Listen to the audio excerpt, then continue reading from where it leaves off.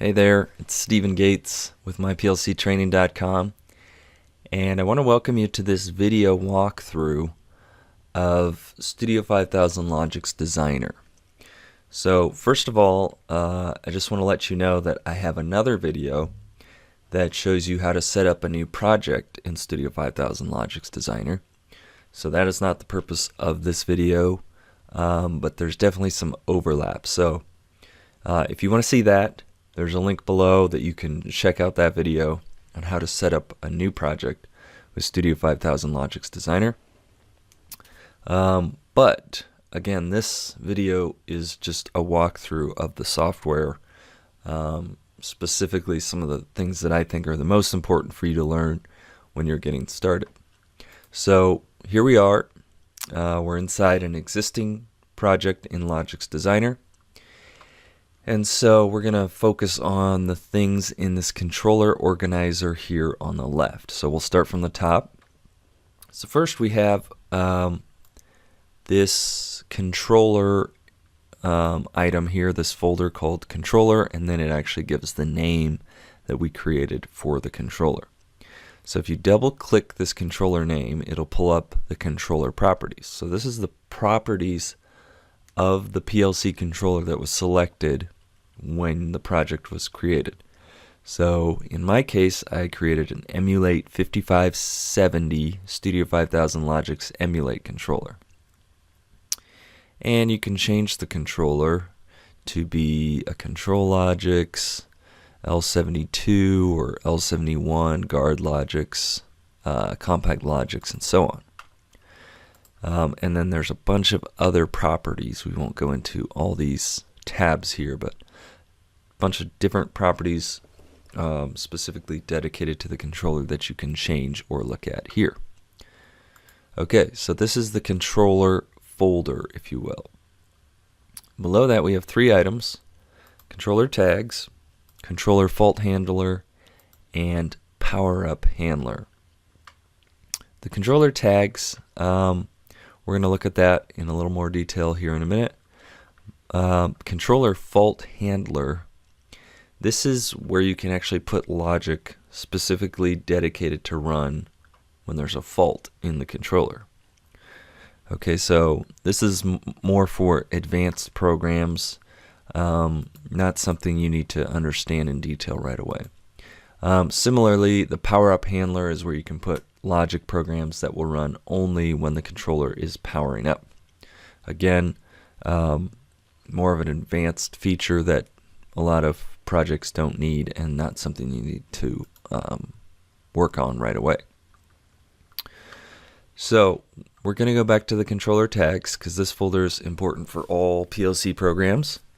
So this is where you create, edit, and monitor tags for your program. And if you don't know what tags are, they are basically the way you reference the inputs and outputs of your PLC. So you can also create tags to be placeholders, so where you put data, internal data such as timers and counters and calculated values that maybe you've done some math on in other parts of the program and you want to use in other parts of the program. So let's open up the controller tags. So for example, in this project I have several tags created here. And I have inputs and outputs, so I actually don't have these aliased to anything right now, but the tank 1 drain tag, for example, this would be an input, or I'm sorry, yes, the drain, just the drain, not the drain relay, would be an input. So like a push button input that says I want to drain tank 1, and it would be either on or off, right? If you push a button, it's either on or it's off, or if it's a switch, it's on or it's off. And so the data type is a bool. So we'll look at data types a little bit more, but basically that means it's a boolean. It's either 1 or 0. And then next we have the tank 1 drain relay. So this would be an output. So this is, again, a discrete tag, so it's either 1 or 0, on or off. So it's also set up as a bool. And then we can have other values or other tags that are set up to be analog or within a range of numbers, not just 1 or 0. So for example, tank 1 level, this is a dint, meaning a double integer. And again, we'll look at data types a little bit more later, but this could be from 0 to 100%, for example. So you can store more information than just 0 or 100 or 0 or 1. You can store 57, 44%, 33%, 75%, etc. Okay, so that's an intro to tags. We also have a tag here that's a data type timer. So this is a timer tag that we're using in the program. So as you can see, that is what a tag is. That's the importance of it, and that's what you'll use in your logic program. Okay, so we're going to go on to the next item here, moving right along with this video walkthrough of Studio 5000 Logix Designer. We're moving on to tasks. So tasks is where your I got the sun on my face. I'm trying to keep out of that. Tasks is where your programming logic will live. And there are 3 levels for organizing your programming logic. The first is tasks. So by default we have this main task. The next is programs, and by default we have this main program. And the last is routines. So by default we have a main routine, and then we actually have added 2 additional routines inside this program. So you can have multiple tasks. That's how you create a new task. And you can have multiple multiple programs. Add new program. Oops. That's how you would add a new program. And then you can have multiple routines within a program. So tasks, programs, routines, and routines is actually where the PLC logic lives. So here you can see actual ladder logic that's set up. You can go to the main routine. There's some jump to subroutine instructions.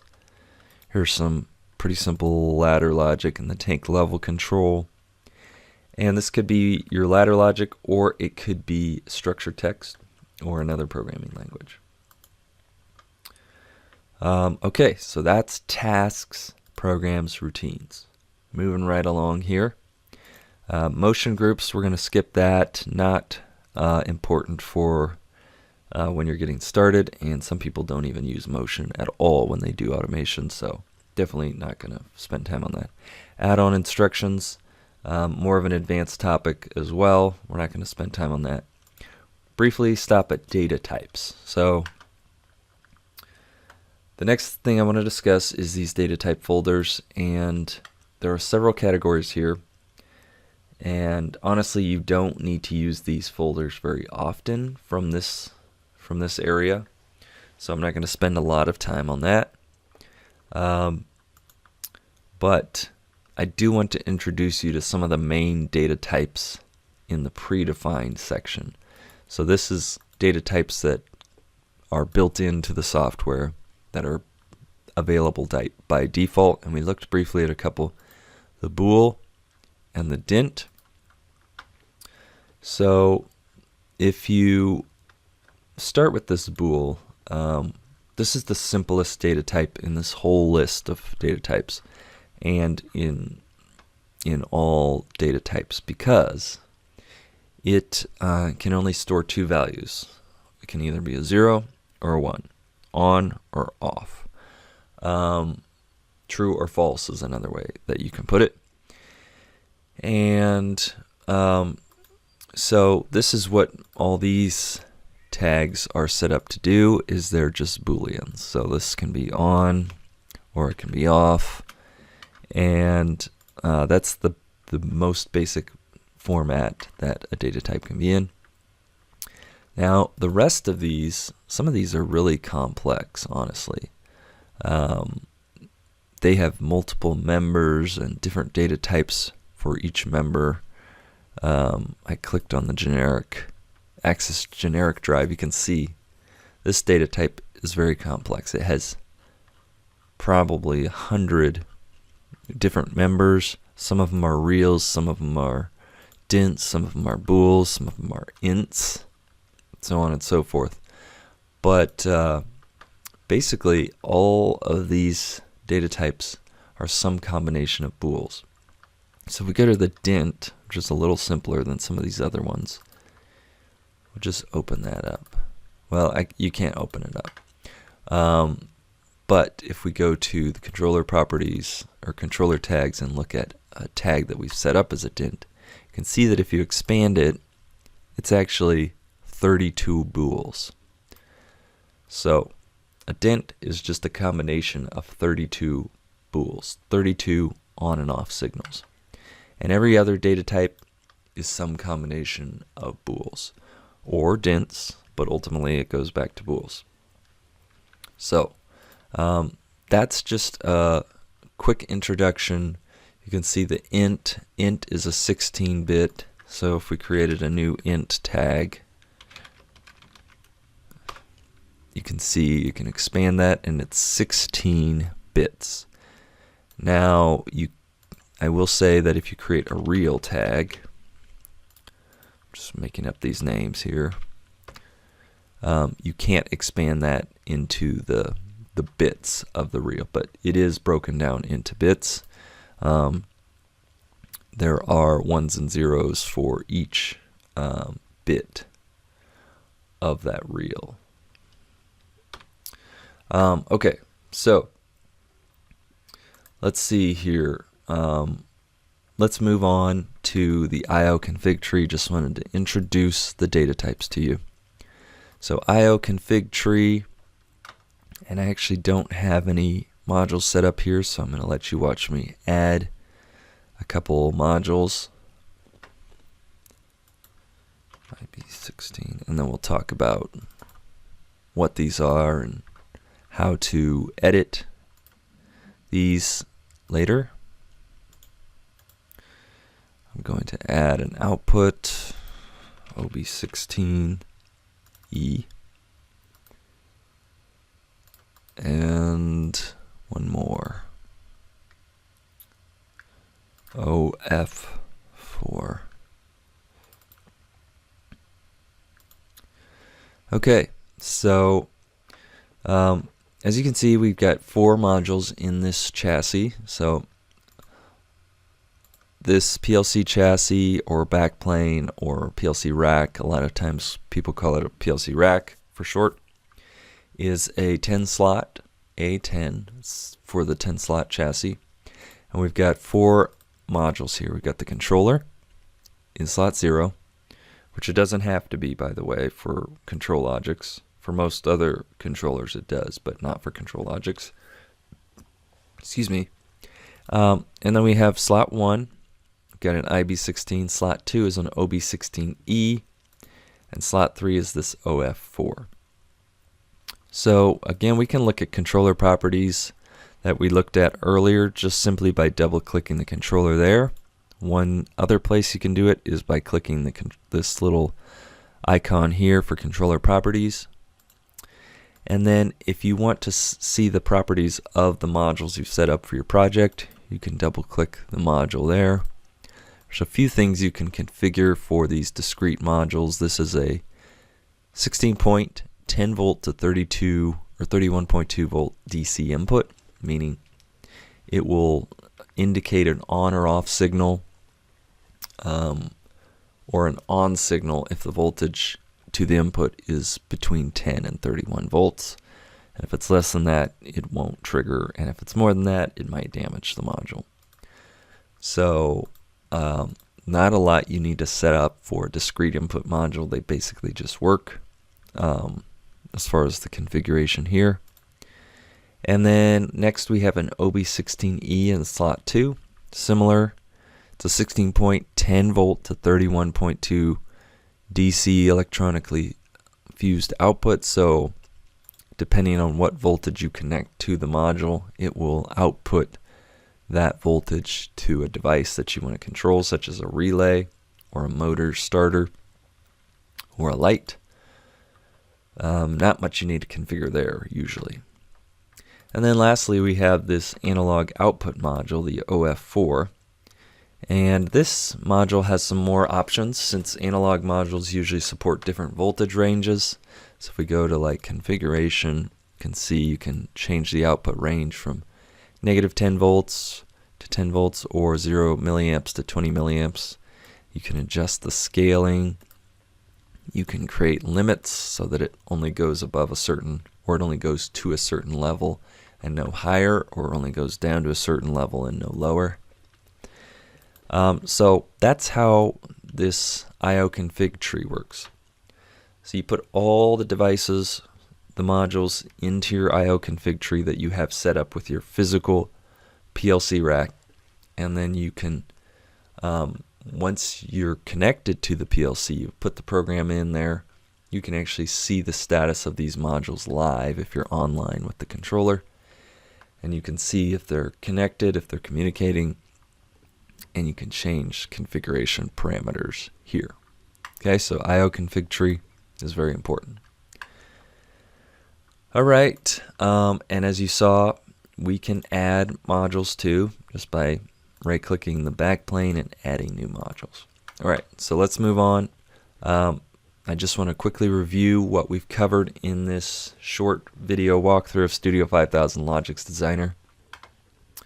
So we try to cover the most important things in this controller organizer, and those are the controller items here, which controller properties here, and then controller tags.